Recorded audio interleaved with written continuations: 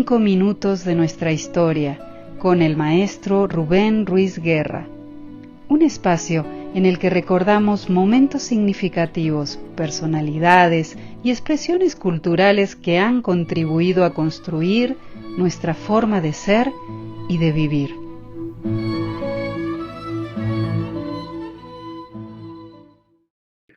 Hola, bienvenidos a una nueva emisión de 5 minutos de nuestra historia.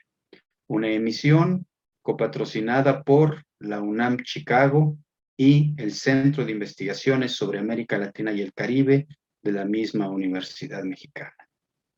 Soy el profesor Rubén Ruiz y el día de hoy platicaremos acerca de la importancia de unos sucesos que tuvieron lugar el mes de julio allá a mediados del siglo XIX.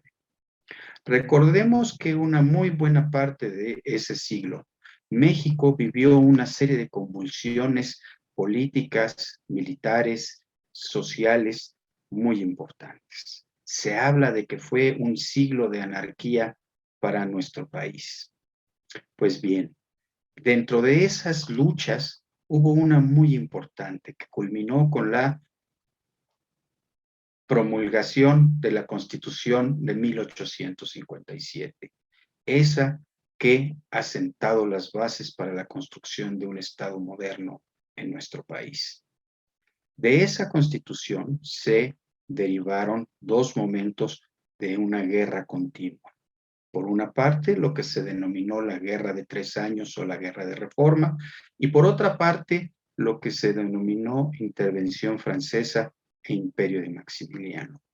Todos momentos de una lucha por definir el modelo de sociedad, el modelo de país, el modelo de política que se quería para esta sociedad, para México. En la Guerra de 3 años, que se inicia en 1857 y termina a finales de 1860, hubo un momento en el cual el gobierno constitucional, el gobierno derivado de esa Constitución de 1857, promulga una serie de leyes que son conocidas en nuestra historia como las leyes de reforma. ¿Cuál es la importancia central de estas leyes? Por una parte, dejan muy claro que deberá existir a partir de ese momento una separación clara entre el Estado mexicano y la Iglesia Católica, que había sido una institución dominante desde la época colonial, un brazo de la corona española para dominar, para controlar a la sociedad novohispana entonces. Y esto se reflejó fundamentalmente en dos de esas leyes.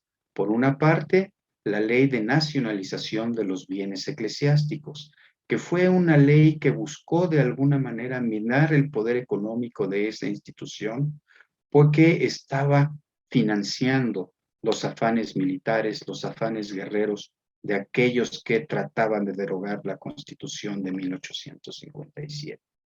Otra ley con la que se cierra ese ciclo de las leyes de reforma es la Ley de Libertad de Cultos. Esta se promulgó ya en diciembre de 1860, pero que conforma parte de este cuerpo legislativo.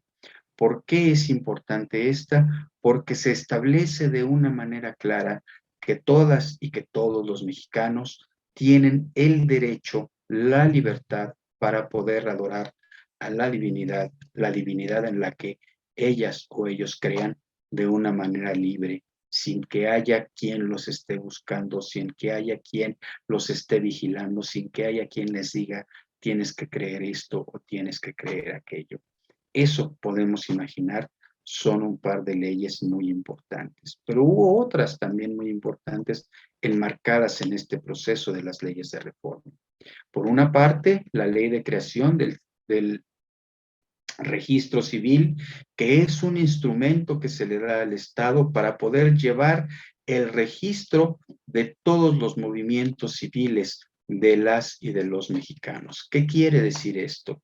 Registrar el nacimiento, registrar el matrimonio y registrar el fallecimiento de estas personas. Instrumento fundamental para poder otorgar ciudadanía a mexicanas y mexicanos. La otra ley muy importante que se da en ese sentido es la ley del matrimonio civil. ¿Qué quiere decir esto? Que el matrimonio deja de ser un sacramento de una iglesia en el que algunos pueden creer o no creer y se convierte en un instrumento legal que le da derechos y obligaciones a quienes deciden libremente asumir el matrimonio, asumir una unión legal con una pareja. Y esto es muy importante. Todavía hasta hace muy poco tiempo, cuando las y los mexicanos decidían unir su vida con alguien, se les leía la epístola de Melchor Ocampo, que era a la manera del siglo XIX, una manera de decidir qué es lo que debe ser el papel del hombre y qué es lo que debe ser el papel de la mujer en una unión matrimonial.